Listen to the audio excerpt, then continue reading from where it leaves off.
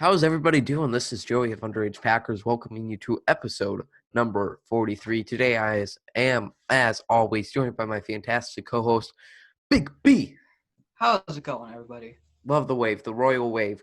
Besides everything going on, how are you feeling about this Packers team? It's Victory Monday. Once again, how are you feeling? I'm feeling pretty good. Feeling good about the team. Super Yep. Bowl champions. Oh, yeah. Never MVP too early to call it. Rodgers. Going Yeah. good. God bless Aaron Rodgers. Let's talk. Life is Aaron Rodgers hitting some milestones yesterday, 400 career touchdowns. He became the first quarterback of all time to throw 35 touchdowns in 5 or more seasons. He became the first quarterback of all time to throw 400 touchdowns with less than 100 interceptions. Absolutely magnificent. And I saw someone bring up a great point. It just makes you very reflective on those milestones. 400 passing touchdowns. You think, me and you, how many of those touchdowns have we seen? How much? And it's also crazy, one touchdown is included of the Hail Mary to Richard Rodgers. There's just so many memories packed into those 400 that it's absolutely insane and really reflective. When Aaron Rodgers hits those milestones, how reminiscent do you get? well, I almost started crying. Yeah. But yeah, it's just crazy to think like you're watching history right there, and it doesn't set in right away. And then this morning, I was like, "Holy shit!" Aaron Rodgers just did that last night. It's so hard to appreciate it as a Packers fan, especially for me and you, who didn't have to go through those 20 or 30 years where they were absolutely garbage. It is hard to appreciate how good we have it, especially, when there's all this talk, and we're guilty of it too. Oh, man, we suck in NFC championship games. We lost 3 straight. Aaron Rodgers didn't get 50 touchdowns this year. It's hard to appreciate that. And, I even love the Jordan Love pick, and I think he might turn out, but that's besides the point. But, even if he does turn out and he becomes another Hall of Fame quarterback, which would be absolutely mind-boggling, there's going to be at least a year or two there where he's not Aaron Rodgers, So yeah, it's not going to hop right in there and throw 50 touchdowns in those first 2 years. Like, it's going to be a process. Yeah. People got to realize that, All right, back there. He's probably going to get a lot of hate when he doesn't become an MVP contender in his first year, like Mahomes or Jackson. But that's whatever. Can't wait. But yeah, it is just really hard to appreciate, and it will be some hard years going through there. But Aaron Rodgers, thank you. That's all I have. Love you, Aaron. Love you. We know you're a big fan of the show. So we really thank you. We just wanted to take our time for that. Let's talk about this Eagles game, though. Packers moving on to 9-3, 30-16 victory. There was so much big plays. There's just a lot of plays on this 2020 Packers team that make you excited, which I absolutely love. I mean, I wouldn't say there was that many in the 2019 season where, hey, we're winning games. Are we doing them really convincingly? Are we doing some really shocking things? Not really. But this year, we're winning some really convincing games. We're winning them good against better teams than last year. And I feel really good about this team as of now. How would you say after that Colts loss, it was feeling pretty good, and then before that, Jaguars loss, on a scale of 1 to 10, I guess, could you give me a number on how much your confidence has improved in this team? Like 100% or 0%? Okay, we're gonna go start at the Jaguars game. Uh-huh. All right. Before that game, I was probably at an 8. Get down to about a 6. Go to the Colts game. Probably stays the same. Yeah. I was still confident after the game. I was actually really confident after the Colts game. It felt like it was a tough loss, but it felt like we lost as a team, which is a positive thing. And we didn't lose by a certain player fumbling, but, And then after the Bears game, how confident are you feeling? 9. Yeah. 9. All right. Okay, got a little cocky. And we are still at 9. Yep. You're I still feel on that it. same way. I don't think after the Jaguars game and before the Jaguars game, we just got done playing San Fran. So we get those two losses in there with the Jaguars. Not feeling too good. The Colts, you feel a lot better the day after, but you really want that win. After that Bears game, you're feeling really good, and then you put it all together. Like, okay, this team knows what they are doing. I think that's the biggest thing you take away from it. I'm so glad we're getting back to taking some things away from games because when we were playing the Niners and the Vikings, it was like, what is this team? Now we have a better idea. We're getting into the final stretch, and that's really December is the only time where it matters how sexy your wins are, I would say. Um, so looking at this game here, Packers said 30-16 win. Aaron Rodgers having himself a day. The offense doing absolutely phenomenal things. And I see a lot of people not giving too much credit, really, to the defensive side of the ball. I mean, besides that one drive at the start of the game, I really think they did absolutely phenomenal. A lot of big game-changing plays, I would say. That one drive near the end of the game, our Darnell Savage interception, a great pass breakup by Jair Alexander, back-to-back sacks, Kingsley Kiki, Rashawn Gary having themselves some days. Absolutely phenomenal. I love this defense. Do you think yesterday's game was their best performance yet? Oof, that's good. Yeah. I gotta think. Yeah, I Yeah. think that is. I think that is probably their best game this year. Yeah, even considering going up against not too good of an offensive line and a rookie quarterback coming in the second half, they really Mine played. and minus the 4th and 18 touchdown. So Yeah, we can take that forgot about away that. too. Um, but yeah, they were just really making some game-changing plays that, um, as the name implies, changed the outcome of the game. Moving things on to the other side of the ball, though, not offense. We'll talk about that a little bit later.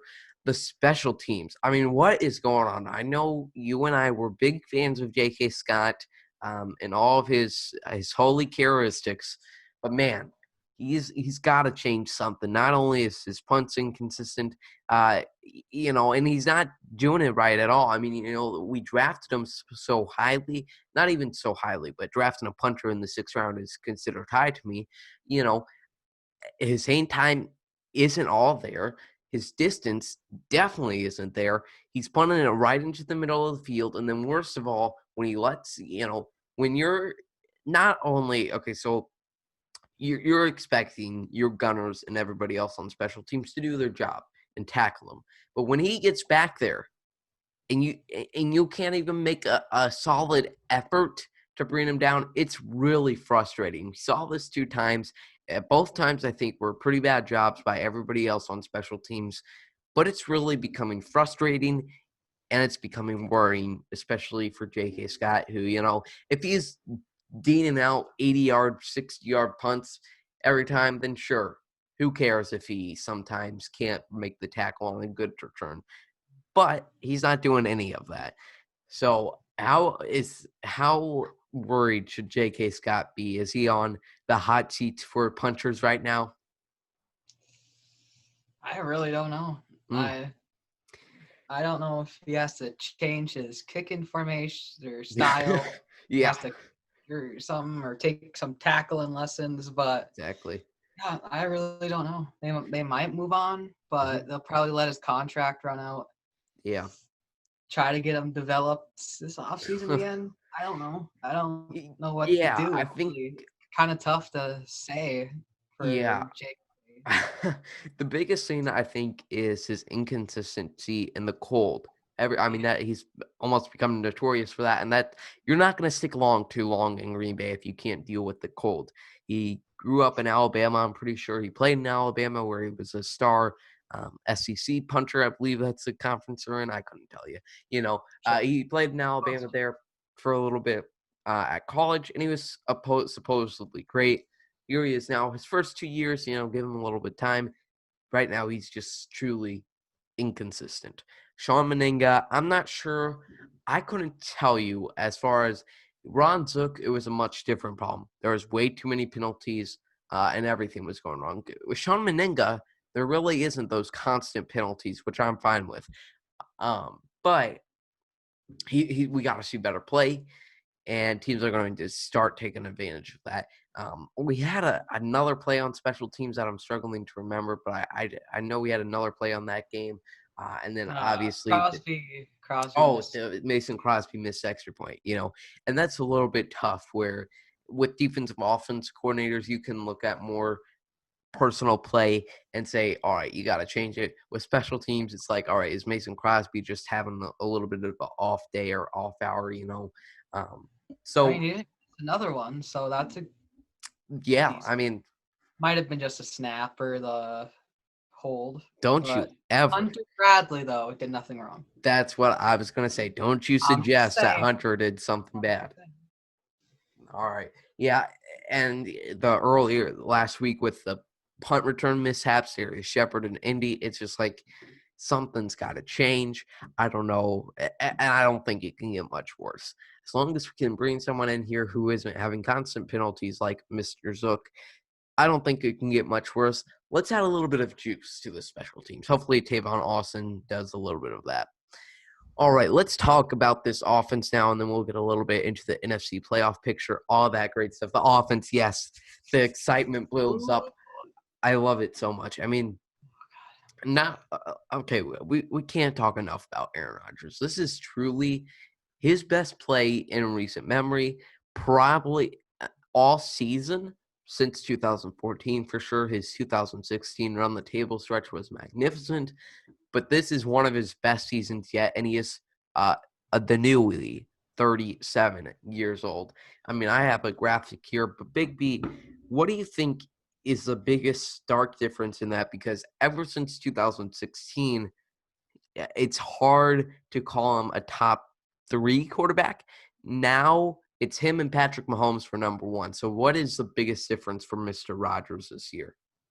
I think it's the comfortableness in the offense. Yep. I think the Zoom stuff helped a lot this year. We heard Coach say that they've really dived into the playbook this year. Mm-hmm. And I think Rodgers is just having fun. He's realizing his career is coming to an end, sadly. Yeah. I think he's just trying to have some fun, and he's comfortable, and he's enjoying himself, and it just makes me so happy. I love it. I love happy Rodgers. It just makes me just beam with excitement. Yeah, and I love that. What you brought up with LaFleur, this is such a different relationship than Mike McCarthy, I feel like.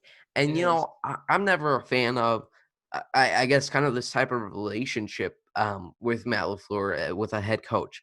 I want my head coach to be a good leader and tough, no matter if his quarterback is Aaron Rodgers or Daniel Jones, So, but he has done a phenomenal job allowing Rodgers input. And then Mike Benton, we saw Za'Darius talking about that same type of thing on the defensive side of things. But through his first 12 games of a season, I made this little graphic here for Instagram.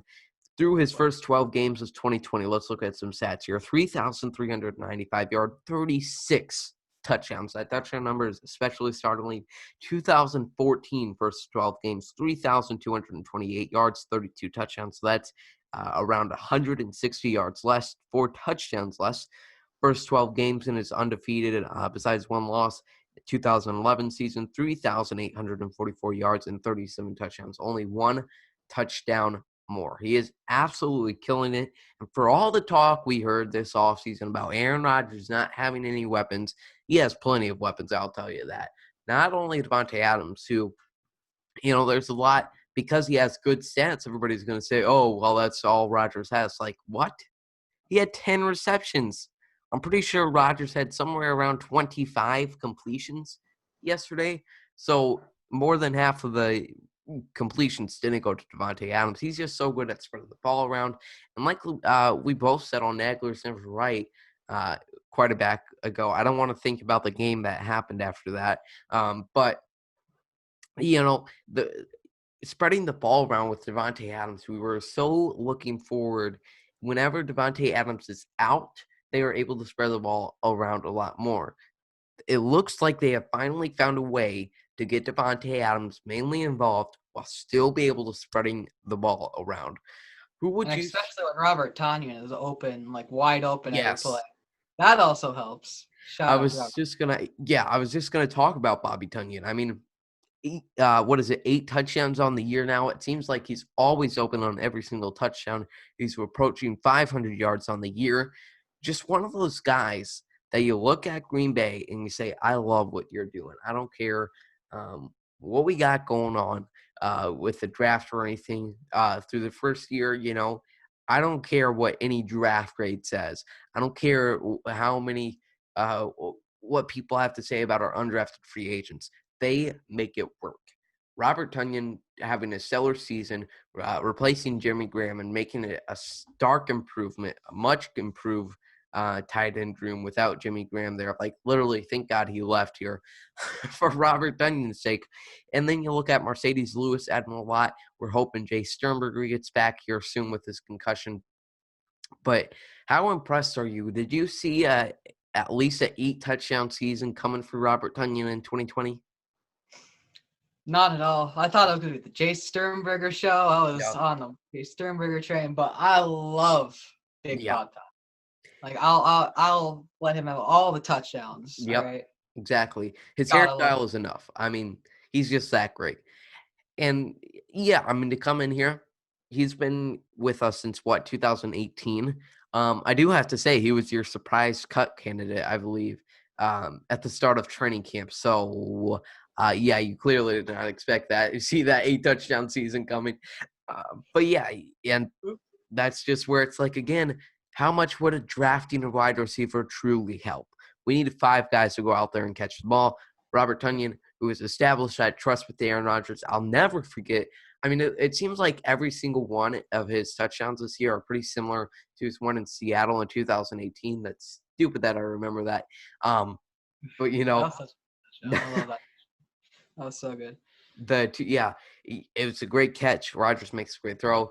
And a lot of his touchdowns have been similar to that this year. He just finds a way to get open on those deep post type of routes, I would say. So Bobby Tunyon, bless you. You could have told us how to pronounce your last name a little bit earlier in your career here, but that's all right, I guess. Jamal Williams. Look, we always got to bring him up in an episode, and I feel like this year we really found out who he was, and I love him. I love the type of runner he is. I wish we got him involved more.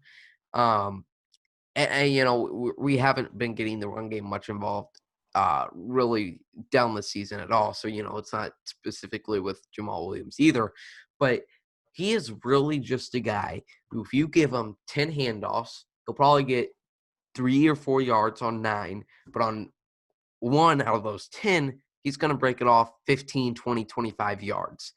Do you think that's a fair summarization of the type of runner Jamal Williams is?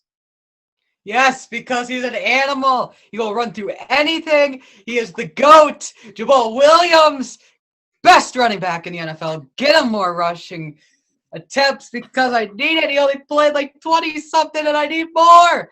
The GOAT! The GOAT! I love that you're just screaming things out here. Jamal Williams. I don't even know what I just said. But let's go, baby. Sports. Yeah. Just that passion is so much. It's overclouding your brain. I know. I would love to see him get more running attempts. Hopefully we're getting A.J. Dillon back too, but this run game could really be I wouldn't say the focus because I'm not going to take any snaps away from Aaron Rodgers, but I would love to see this running game be a focus of this team. Talking about that, going down the stretch, we have some tough opponents. The Tennessee Titans, we always struggle in Detroit. I wouldn't say these are necessarily tough opponents, but the Green Bay Packers going against the Detroit Lions, Carolina Panthers scares me a little bit more than it maybe should. The Tennessee Titans should be an interesting one. We just finalized our guest employed by the Packers for that episode, so make sure you're on the lookout for that. But Big B, what would you give the Packers chances to run the table, go 4-0 in this final stretch?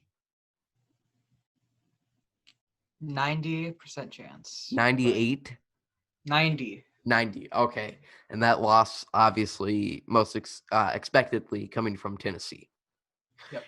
Yeah, that's going to be a really interesting one. The Tennessee defense is not nearly at the point it stood last year where they were able to beat Lamar Jackson.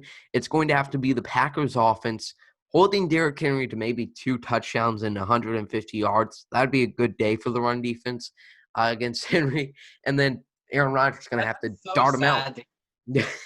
That was just so sad. Let's hold him to 2 touchdowns and 150 yards, which is a career day for most running backs, and it'll be a great day for our run defense. Oh God, kill That me. kind of just I don't know if that's more of a compliment to Derrick Henry or insult to our run defense, but either way, I think it's just the truth. I don't even know anymore. Packers are going to have to take advantage of tight ends pass defense, which is 32nd in the league. Should be a fun one. Should be a fun shootout on Sunday Night Football. But let's talk about that. Past week 17, the season is ending in January this year. But taking a look at the rest of the NFC, the New Orleans Saints, the Falcons almost pulled off a miracle victory. I mean, they had 2 chances, 2 drives to get one final touchdown, and they take the lead in that game. The Packers hold the first seed, but they obviously didn't. The Seahawks, though, losing to the New York Giants, absolutely phenomenal. So, Gotta love it. Bigby, looking at the NFC playoff picture right now, the teams that are most likely going to be playing in January and February, who would you say you are most scared of the Packers having to play against in the playoffs? I'm gonna say nobody. I'm not scared of nobody. I Can I love it. I almost feel the same way. I am a little bit scared of the Buccaneers. However, I'm teams okay. have I'm found a ways to little beat scared of the Saints, just a a bit. little Okay, bit. Yeah. if they get Drew Brees back, I will be scared.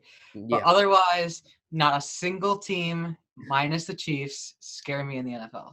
Yeah, it will be interesting. I almost want to say I'd be most scared against more scared against Taysom Hill, just because we saw Jalen Hurts come in here and the Packers had no answer to stop him running out of the backfield. However, that is a little bit different. The Packers be game planning for a few weeks for Taysom Hill to be running when they had no idea Jalen Hurts would even be playing in Yeah, this game. exactly. Like they were planning against Carson Wentz. I Yeah. mean, he does have some wheels, but like Jalen Hurts was just like just carrying the team on his back. Yeah, he was just like Greg Jennings in Madden 11. Oh yeah. He put the team on his back, though. But yeah, yeah, I would almost agree.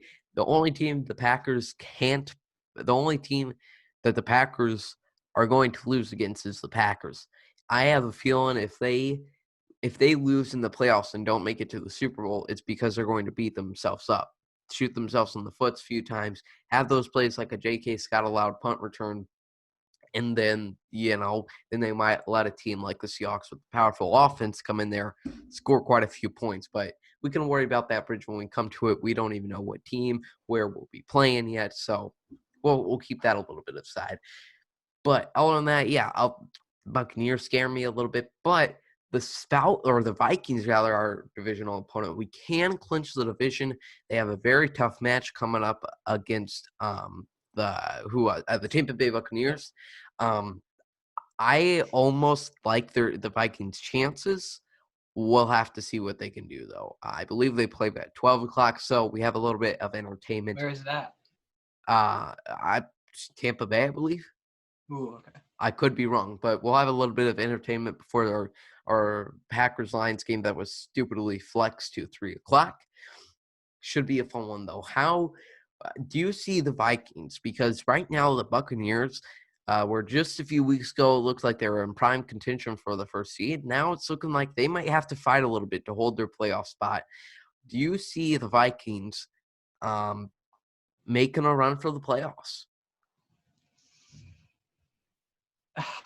I hate the Vikings so much, but I looked at their schedule a couple days ago, and I just don't see them making the Yeah. playoffs. Like I feel like that they're gonna choke a couple games, gonna go down.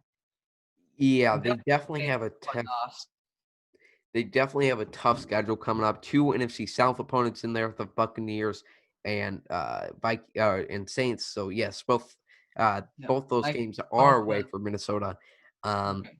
Chicago in Minnesota, and then they travel to Detroit. So I can easily see them dropping 2, if not 3 of those games. But hopefully they can beat the Saints on Christmas Day. That'd be a great Christmas present for us. Packers went out, and then hopefully the Saints will lose as they will. They have a tough schedule coming up. Vikings, like we mentioned, Chiefs week 15. It's exciting. We are getting into some meaningful December football, Big B. Oh boy. Any Best final? time.